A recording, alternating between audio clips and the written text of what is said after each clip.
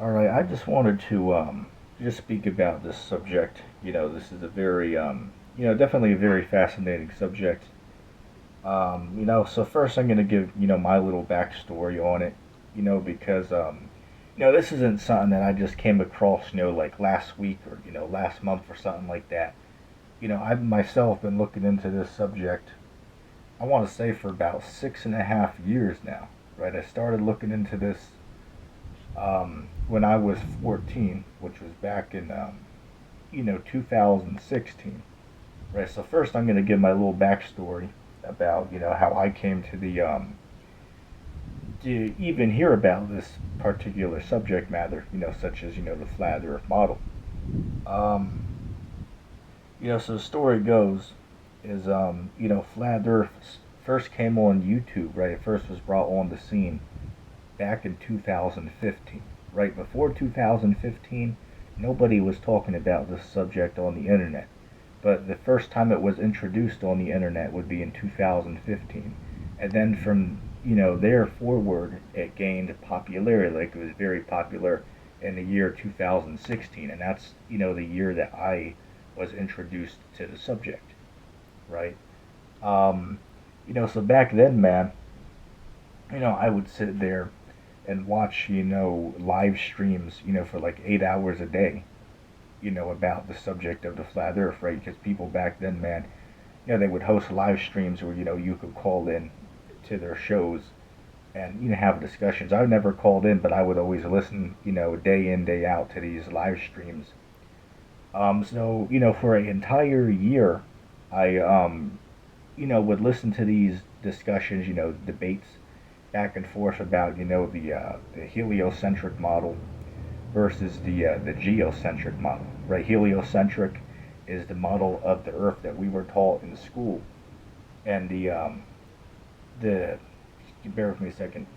The heliocentric model, that's what we are taught in school, but the geocentric model means that the Earth is in the center. Right, so the geocentric model would be another word for the flat Earth model, but the globe Earth model, another word for that is the heliocentric model, in case anybody didn't know that.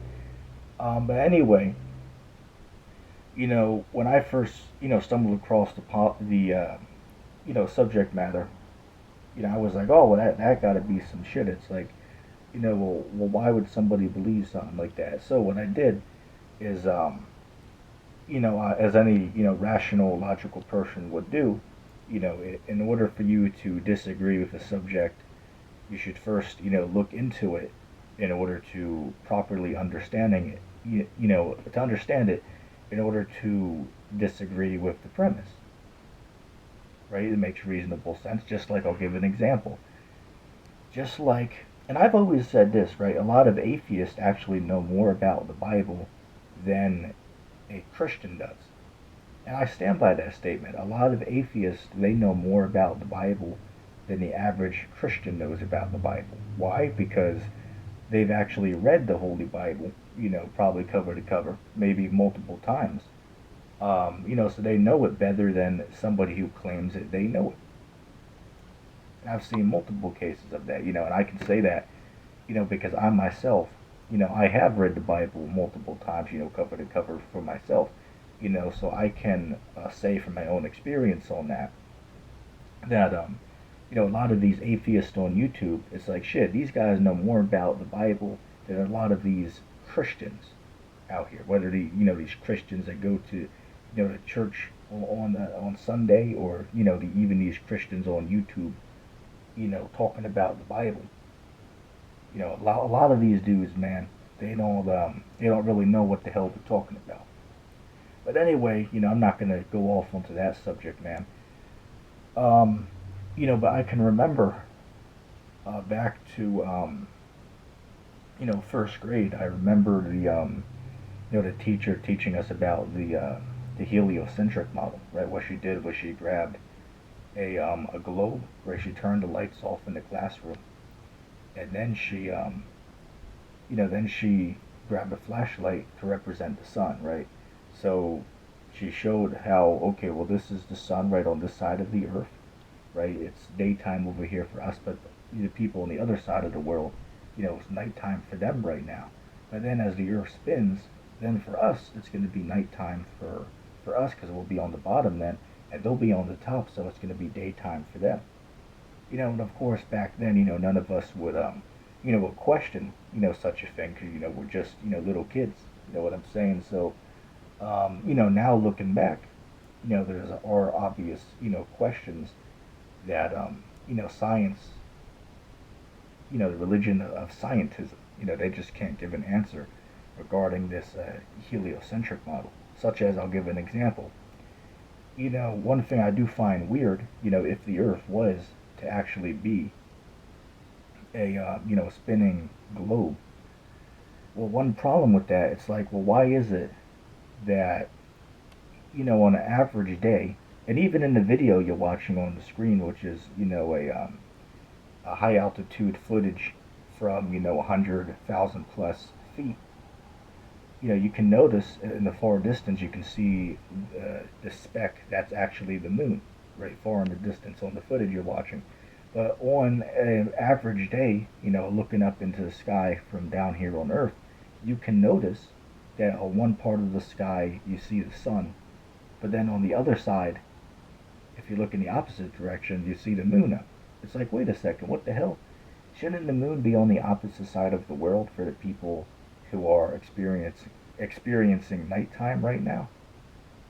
So why am I able to see it? That doesn't make any sense, right? That's a red flag right there. That's a red flag for the heliocentric model. The sun and the moon, they shouldn't be on the same side of the globe. Doesn't the moon have to be on the other side of the globe according to the model? So why the hell is it that multiple days out of the year, the sun and the moon are visible in the sky? It's like, shit, I shouldn't be able to see the moon visible in the sky, at 12 or 1 in the afternoon. That doesn't make any sense. Another thing I was pondering on, I was watching some high altitude balloon footage this morning. And one thing I was thinking about, it's like, and even these other dudes, like, what's this guy? I believe this guy's channel's called, what's this guy? Mark Rover or something like that? Mark Robert. He did a video recently where they sent an egg to space, right? They did like an egg drop, which if you don't know what that is, you can look it up. Basically, like a challenge where you got to drop an egg from a high height, like from a house building or a bridge or something, in like a little you got to build like a structure to put it in, so the egg doesn't break when it hits the ground. It's kind of like a school project. But anyway, the reason I'm bringing this up is not about the egg drop itself, but I wanted to mention this about the video. It's like, wait a second, why is it that this high altitude footage that's being sent up 100,000 plus feet, but when it falls back to the Earth, it lands within like what, 5 miles, 5-10 miles distance from the area that it was first launched into the atmosphere from. I was like, wait a second, that doesn't make sense. I would suspect that if the Earth really was in motion at 1,000 miles per hour, because that's the motion that they claim the Earth is spinning at, right? The Earth is spinning 1,000 miles an hour, but then it's rotating around the sun at 66,000 miles per hour. Sure, then a lot of people don't even know that. If you walked up to a random person on the street, asked them a couple questions about the globe they believe in, they don't know. Well, ask them first of all, ask them how big is the world itself? Like, how many miles long is the world? They don't know. Which the number that the government gives us in the school textbooks is, what is it, like 24,950 something miles? Right, definitely 24,900 miles. Right, within that amount of distance. But if you ask a random person on the street, the odds are, 9 out of 10 will get that wrong. Then you ask them, it's like, okay, well, what speed is the Earth spinning at? Most people will get that wrong. And if they get that one right, then ask them, well, how fast is the Earth in rotation around the sun? I gave the answer, right? They claim it's 66,000 miles per hour, but the average person don't know that. No, so I just bring that up to show that the average person doesn't even know the things that they claim they believe in. But yet, if you bring up about, this whole thing about flat Earth, they'll laugh and scoff at you and think it's ridiculous. But the thing is they don't even know the slightest about their own model of the world that they believe in, ironically enough. But anyway, going back to the balloon footage I mentioned, it's like, I would suspect that the balloon, when the balloon pops and the camera falls back to the Earth, it lands within like 5 to 10 miles away from the area that it was sent up into the atmosphere from. So my question would be, it's like, well, that doesn't seem very logical if the Earth is in rotation 1,000 miles per hour, because these high altitude, cameras that are being sent up, these things are up in the air for like what, 2, 3, 4, 5 hours, of course, depending on how long you want them to be up there, and of course it depends on how long until the balloon bursts. But on average, they're up there for like 2.5, 3 hours, 4 hours, some longer. So with that being taken into consideration, if the Earth is in rotation 1,000 miles per hour, the camera, when it comes back to the ground, it should land in a whole different part of the country.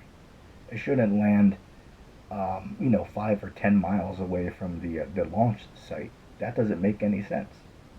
Another experiment to show that the Earth is not actually in any type of motion would be, and I do apologize if I'm hitting on a lot of different points here. I just want to bring out as much information as I can within a half an hour video. So I do apologize if it's seems like I'm trying to fit in a lot, but you can keep up with me. So anyway, I was going to bring up another good point to prove that the Earth is not any type of motion that we can detect, would be the fact that if you were to take a cannon and you shoot a cannonball straight up into the air on a day where there's no breeze and the air is calm, the cannonball will land right back into the muzzle of the cannon. Or on a windy day, it will land like 2 feet away from the cannon when the ball hits the Earth, when it falls back to the Earth after it's in the air, accelerating up into the air, and then when it falls back down again, on a windy day it will land like 2 feet away from the cannon, but on a calm day it will most likely land right back into the cannon that it was fired from. So my question would be, well, wait a second, if the Earth is in rotation, there should be no possible way that the cannonball could land right back into the cannon which it was fired from, because the Earth is moving away from the cannonball when it's in the air. So it should land hundreds and hundreds of feet away from the cannon when the ball hits the ground again. And what they do is they try to say, oh well, it's the atmosphere is moving 1,000 miles an hour with the Earth. It's like, well, how the hell do you know that exactly? That doesn't seem very reasonable to even assume that whatsoever. Because even, taking into consideration that they say that the Earth itself is, in rotation 1,000 miles an hour, it's like, okay, well, the Earth, let's just say this, if the Earth was in rotation 1,000 miles an hour, what would be the reason why the Earth would also move the air, right, the atmosphere, and the sky basically? Why would that be brought 1,000 miles an hour with the Earth? If you get what I'm saying, it's like that doesn't make any sense. But they have to use that in order to try to make their theory make sense. Because without that, the idea that the Earth is in motion completely falls apart. I'll give you another example. Let me grab a little water real quick. Let me give another example. Where I used to live, Down in Florida, we live close to this place where you could, pay a few dollars and they'll give you a fly around the city in a helicopter, right? But these helicopters, they can hover in place for like an hour or whatever, above a spot and then come right back down onto the spot right underneath them. It's like, well, wait a second, what the hell? If the Earth is in rotation 1,000 miles per hour, how can a helicopter hover above the Earth for an hour and then directly land um, at the exact spot that it took off from? That doesn't make any sense. If the Earth is in motion, the helicopter would be able to hover in the air. It would, travel. Um, what's the word I'm looking for? Hell, it would, travel across the country by just hovering in place because the Earth is rotating away from the helicopter. If you get the point I'm saying. So it's like the fact that it can hover in place for an hour and come right back down to the spot that it lifted off from, that undeniably proves that the Earth is not in motion. And anybody who's watching this who does not agree with me, I challenge you to show me and demonstrate to me that the Earth is in rotation and is in any type of motion whatsoever, because you cannot detect it. No, it's not possible to prove that the Earth is in motion. And I make this statement, off of the fact that I've listened to hundreds upon hundreds upon hundreds of hours, and that's probably an understatement, hours of, these back and forth debates between, flat earthers and ball earthers, and with that question of, proving the Earth to be in rotation, I've never saw anybody who could provide a compelling argument to support the idea that the Earth that we are standing on is in rotation, not even 100 miles an hour, right, or 50 miles an hour, let alone 1,000 miles per hour. Nobody can prove it. So I just wanted to, cover that as far as, what brought me to this idea, first and foremost. Because as I said, man, I was 14 years old when I first started to look into the subject matter, right? And I will say that I've been convinced now, for the past, 6.5, nearly 7 years, that, the world governments are clearly hiding something from the population. So if you were to ask me, am I a flat earther? I'd say, based on all the research I've conducted, I would say that I would consider myself to be a flat earther. Because, again, if you look into the heliocentric model, there are way too many inconsistencies. Shit, we don't even have to talk about, the fraud with NASA and about, the fake moon missions. Because that's a completely different subject matter there. Because you'll have people who believe that, the moon mission's fake, but then they'll laugh at the idea of a flat Earth. Like, I'll give you an example, right? I was looking at an article not too long ago, and they said something along the lines of, 40% of Americans believe that the moon mission in, 1969 was fake, right? Or, half of the people, right, half of the population is at least skeptical, right? Some of them might believe it's real, but they have questions that go unanswered, right? So about 40% of Americans are skeptical that we actually went to the moon. You can look it up yourself. So this is a separate, thing from that, even though while it is true that, comes from the same NASA, right? But about whether we did go to the moon or not go to the moon, that's not necessarily, the same topic as flat Earth. Because you have some people who believe that we haven't, you have some people that believe we have went to the moon, but would not consider themselves to be flat earthers, right? They still believe in the heliocentric model. But with that being said, I do have yet to find a flat earther who does believe that we've actually been to the moon. Out of my years of talking to people or listening to podcasts or people's videos, talk about flat Earth, I am yet to find a person who is a flat earther who actually believes that NASA took some people to the moon. I've never saw anybody who is a flat earther believe that, and rightfully so, because anybody who looks into NASA for the fraud that they are.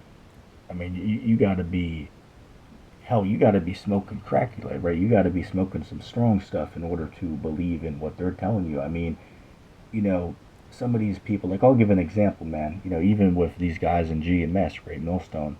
I remember there was a couple years ago where I asked them, well, show me, proof that the Earth's a globe. And this one dude just went on Google and he looked up pictures of the Earth from space. And they were saying, well, here's the proof right here. Here's a picture of the Earth from space right here on the computer. And then they'll follow it up with saying, oh, well, if it's flat, well, go fall off the edge, right? Go fall off the edge of the world. Or, go take a picture of the edge and then send it back to me. It's like, well, first of all, nobody said that the Earth has an edge to it that you can just, walk up to and then, fall off of the world. Nobody believes that. So the fact that you could make that statement shows that you must have not actually looked into the topic that you're trying to debunk. Which, as I said at the beginning of the video, any rational, logical person who disagrees with the subject, the right thing to do would be to first look into that subject before you completely reject it as being false. Because, another thing as well is, with those of us who go around, and believe that the world is flat, as it obviously is, when we first heard this idea, we were skeptical of it ourselves, right? As I mentioned a few minutes ago, it's like, oh shit, people still going around believing the world is flat, here in the 21st century. Right? And I laughed when I heard that for the first time, but then I started to look into it, right? And as the saying goes, man, the way that you become a flat earther is by trying to debunk it, right? You become a flat earther by trying to debunk the flat earth, because it's not something that you can actually do. Like this is deeper than most people think this is. This isn't just something that you can, disprove, in just like 1 weekend of research. No, this is much deeper than that, man. Because, say for an example, once you do research onto NASA and all of the space organizations in the world and find out, it's like, oh, wait a second, shit. All of the footage that they're giving us and all the pictures are CGI. It's like, shit.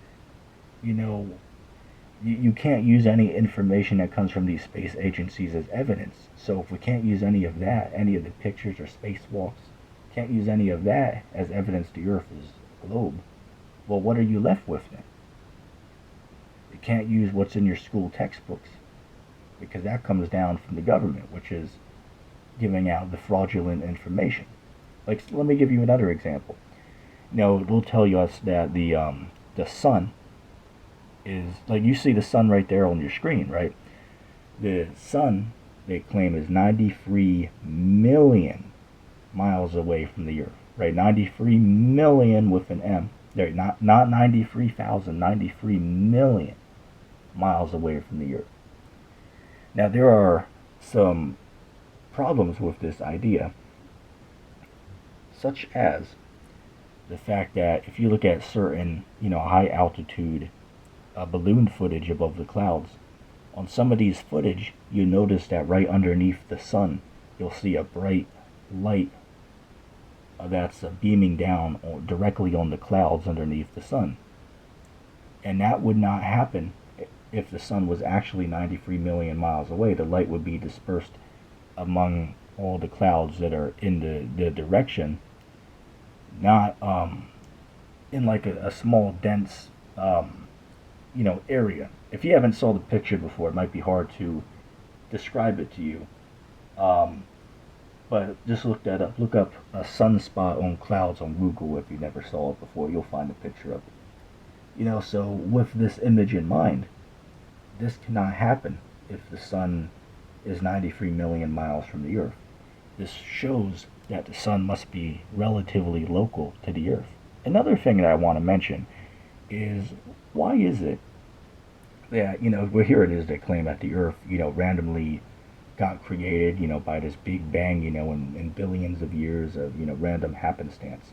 But then everybody just glides over the fact is why is it that the sun and the moon appear in the sky and look the identical size?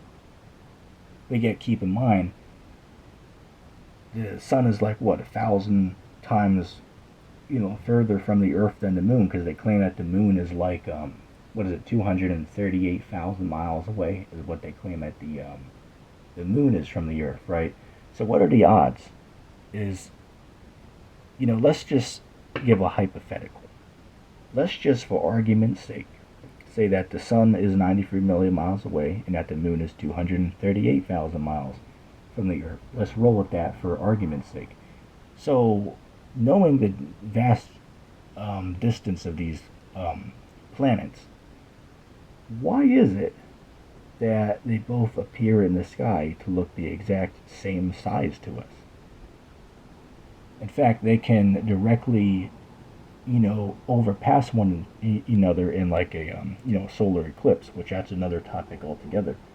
But it begs to differ. It's like, wait a second, that obviously proves that there must be a designer who put them there. Because what are the odds, from random evolution and random, happenstance that these two, as they would say, planets are put into such a position where they look like they can pass over one another and look exactly the same size in the sky. I mean, that doesn't just happen by random chance. Obviously, there must be a designer who put them there to look the exact same size. And that goes into a whole nother thing I wanted to bring up, because people ask, well, why would they lie, right? Like, let's say, to give a hypothetical, they'll say, it's like, okay, well, let's just say if the Earth was actually flat. It's like, well, why would they lie about that, right? If the government did find out that the Earth is actually flat and not a globe, as they said it would be, well, why would they hide that from us, right? Why wouldn't you just tell the population that the Earth is a flat plane, right, with a dome over it? Why wouldn't they just tell us that? Why would they deceive us all to believe that we're on a globe spinning throughout a infinite galaxy with trillions of other planets? And my response to that would be multiple different reasons why. For one, that goes down to your mind control. Second, they can get billions of dollars by way of faking the space because they have these space agencies that are raking in hundreds of billions of dollars throughout the years, and not to mention they have this space fantasy, right, where they have all of these different cool themes that people are all into, like Star Wars, Star Trek, a bunch of other movies and cartoons and books, about fantasy, about infinite space and all of that, right? Life on other planets. You have that as well, but one of the main big ones is they want to push the theory of evolution, right? They don't want you to know that there's actually a God that created this place, right? A group of gods or a God, right? Which we don't have to get into, the debate about, well, who is that God, right? Who or what is, that's a discussion for another time. But the fact of the matter is, if the Earth is indeed flat, it proves that the world was intelligently designed by something. So they don't want you to know that. They have to hide that from the population because, again, remember, the goal is to have you believe that all of this happened by a random accident, right? The Big Bang and evolution. But if it is proven that the world is actually a plane that has a dome over it, well, that clearly proves that there is a designer of some sort. Now, again, as to who or what that is, that's a different conversation. But the fact is it would prove without a shadow of a doubt that mankind was intelligently designed. Now, and this, as I said, this goes really deep, into this. Another thing is maybe they're hiding more land out there. Because if you ever looked into this dude, what's this guy? Richard Byrd, right? Admiral Richard Byrd, who went down to Antarctica in the 50s, right? He was, part of the U.S. military, and he went down there to, have some expeditions down there, take part in some of their, military exercises down in that region, and which I won't go over all that, but you can look it up, right? Look into Operation High Jump, right, where they were sending, I believe it's what is it, High Jump or Operation Fishbowl, one of the two. They were sending up nuclear weapons in Antarctica. They were sending them straight up in the air. Which the reason why they were doing that is they were trying to, get through this barrier that they found, which is this dome, also in the scriptures called the firmament, that is stretched over the earth. Right? Look that up. It's either Operation Fishbowl or Operation High Jump. One of the two, which were two military exercises that were done down in Antarctica. There's just another one called Deep Freeze. But anyway, Admiral Richard Byrd, he did an interview about his experience down in Antarctica, and he said that, they found a landmass down there the size of the United States that nobody's ever explored before. Now, again, whether that's true or not, maybe he got it mistaken. That's not something that me or you could prove, because there's something in place called the Antarctic Treaty, which, all of these major nations in the world have signed, where no person can independently explore Antarctica, right? No person or corporation can go down to Antarctica to explore or gather, resources, from Antarctica. So, going back to what I said like 20 minutes ago about people saying, oh, well, if it's flat, well, we'll go take a picture of the edge, right? Go to Antarctica and take a picture of the edge of the world.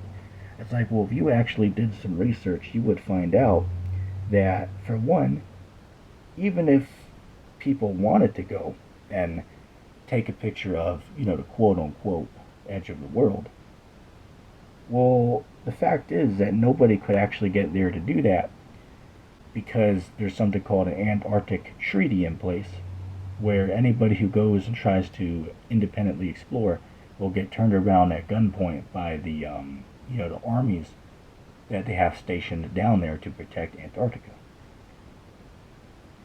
It's very simple. All you got to do is do a Wikipedia search and read about the Antarctic Treaty. But as I said, a lot of people are just ignorant and don't know what they're talking about. So hell, even if the world was a globe, the Antarctic Treaty is still in place. So with that being said, it's like, somebody shouldn't be ignorant enough to make the statement and say, oh, we'll go to Antarctica and independently explore it and take a picture. It's like, well, dumbass, it's like you don't know that people can't do that? Shit, even if the Earth is a globe, they have something in place called the Antarctic Treaty, which you cannot independently explore.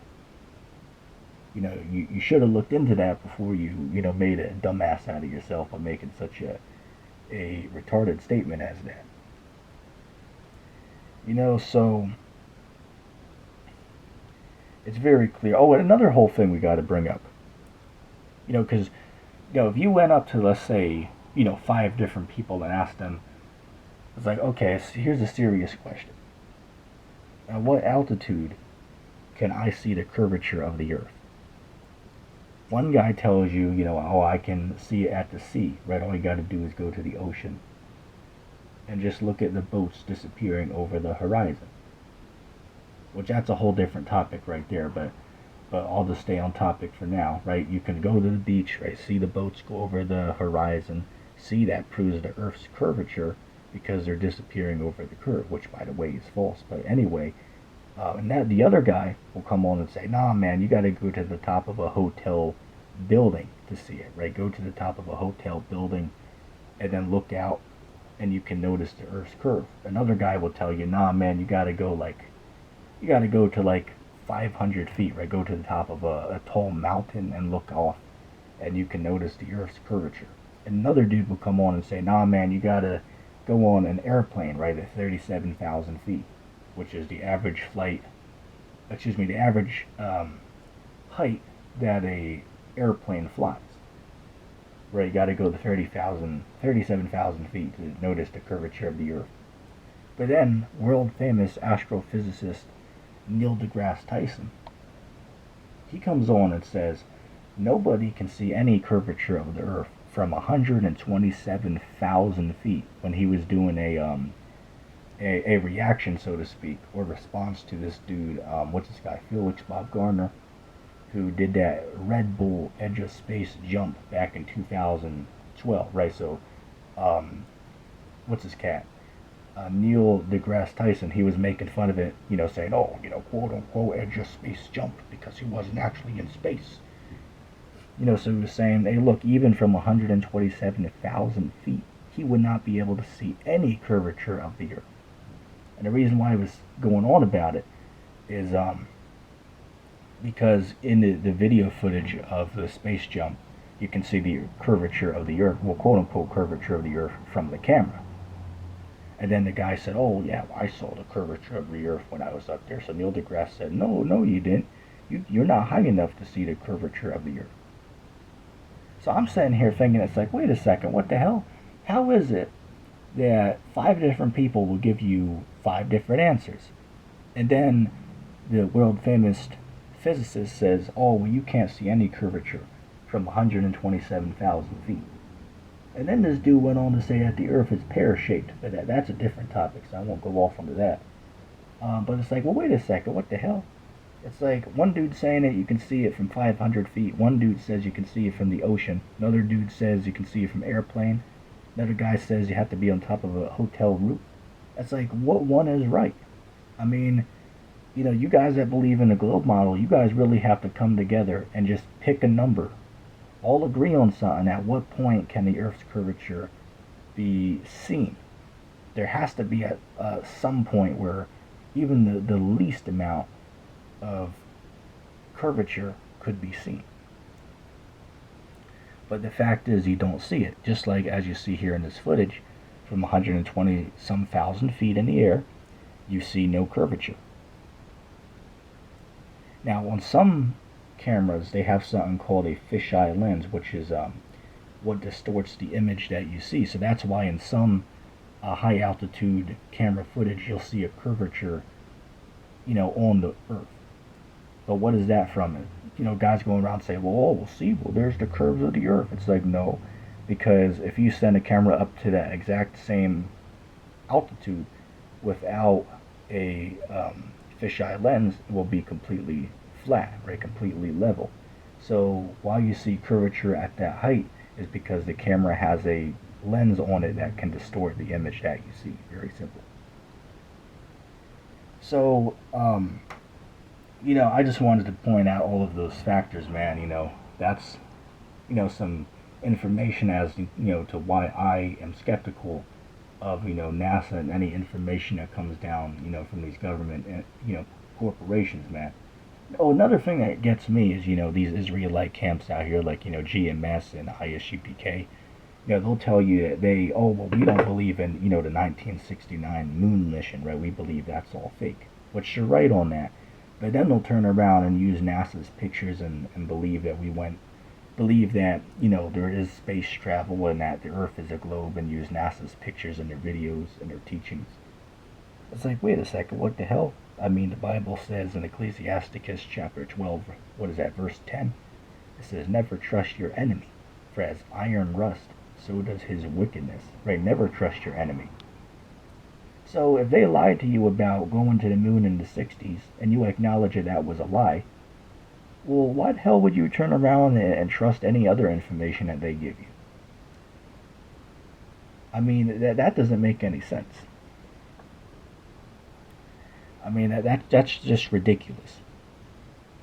So you reject their moon mission in the 60s, but then you'll turn around and use the information that they're giving you about outer space today. I mean, come on, man. That's retarded right there. So again, I'm not trying to bash any of these camps, but I'm just simply pointing out the fact is, it doesn't make sense how you guys could, on one hand, believe the information they give you about these, oh, there's 1 trillion planets out there, right? And about these pictures of other planets, about their distances from the Earth. But then you'll be like, oh, well, yeah, well, they lied about going to the moon. So that part was fake, but everything else is real. It's like, come on, it's just ridiculous. And then it's like, even if you look at these pictures, you can clearly tell that these are just artist illustrations. And shit, on a lot of them, they'll even tell you that these are just, artistries or artist depictions about what these other planets look like. Even this dude, what's this guy? Oh shit, his name will come back to me. This dude, oh damn, his name's on the tip of my tongue. This guy who paints these globes for NASA. Oh, what's this guy? Robert Simmons, I believe. I believe it's Robert Simmons. You can look him up. But he said in an interview, oh, it's Photoshop, but it has to be. Right? He went into detail about how he, creates the blue marble pictures, right? And all of the other images that he, makes for NASA. Just look it up. Right? He said it's Photoshop, but it has to be. And another thing is, if you look at the pictures of the world, and hell, even leave Flat Earth out of it, right? Just even leave the Flat Earth out of it. Just take a picture. Excuse me, let me phrase myself. Just picture this in your mind, right? Picture this. Look at all the pictures of the Earth on Google. And you'll notice there's something wrong here. You'll notice that the continents on the pictures are all different sizes and different colors. If you compare all the pictures of the world, you'll notice that the continents on each picture, they differ from one another. Like, say for an example, if you look at Africa on one picture and then look at Africa on another picture, they look completely different. One will be bigger than the other or be a different shade of color. So it's like, wait a second, what the hell? If this is a real picture of the Earth from outer space, shouldn't they both look the same because it's the same world? Something doesn't seem right about that. Another thing as well is, you can, if you look closely, you'll notice that on some of these pictures, you'll see where the clouds have been duplicated, right? They copied and pasted the clouds over and over again on the same picture, proving that it's just a artist illustration, right? Proving that it was photoshopped. And again, you can look up the pictures yourself online to prove what I'm saying. On certain of these pictures of the globe, you see clouds on the same picture that have been duplicated and posted to multiple different areas of the same picture. Look it up. So again, with all of this information being brought to light, it's very easy to see why one would be skeptical of the heliocentric model that we were taught in school, because there are too many red flags and inconsistencies within the model. So any logical, rational person who actually spent time looking into this, would clearly see it. There's something going on here, right? There are clearly some red flags, and something's not adding up, right? Somebody's lying, right? Somebody's lying about something. And it's clear, right? Anybody that can't see it, well, you just don't know what the hell's going on. It's just that simple. They're clearly hiding something, man. So anybody who's new to this flat Earth stuff, man, I recommend, you take some time and, look into this stuff. I recommend you check out, what is this video? Flat Earth Clues by Mark Sargent. Look that up. Right, check out some of these dudes, right? Mark Sargent, even Eric DeBay has some good stuff. But he goes off on certain things, right? He goes off on some subjects, but as far as the flat Earth stuff, it's pretty good. You can get some good information from him. Oh, Jeranism. He goes off on some stuff, but he can give you some basic good understanding of the flat Earth model. Right, so I recommend checking his channel out. Right, Jake the A-hole. He goes off on stuff too, but he's he can break it down. As I said, let me say this. All these dudes I'm mentioning, take them all with a grain of salt, because Of course, there are some things that they're going to give you that are good information, but then they also do go off on certain other topics. Like, I'll give you one example.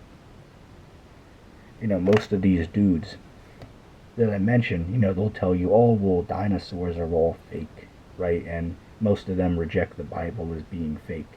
And then tell you that nuclear weapons are all fake to scare people. And then they'll tell you that every event that takes place in the world, it's all fake and is staged, right? Like, if idiots out there saying that, like, there's this one dude that I talked to. He said that, what's going on over in Ukraine right now. Oh, that's all fake. That's all fake. It's like, the hell? What type of dumbass would say something like that just because you watch some footage on CNN?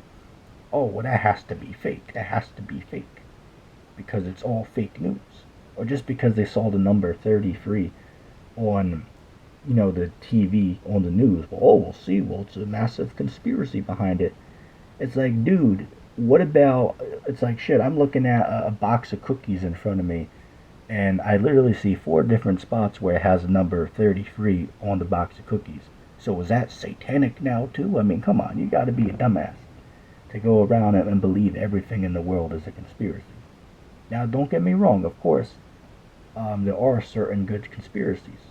Of course, that's true, but that doesn't mean that everything is a conspiracy. And why it's true that sometimes, numbers could mean something, right? If you see numbers, in certain areas, sometimes it could have a darker meaning behind it. That is true.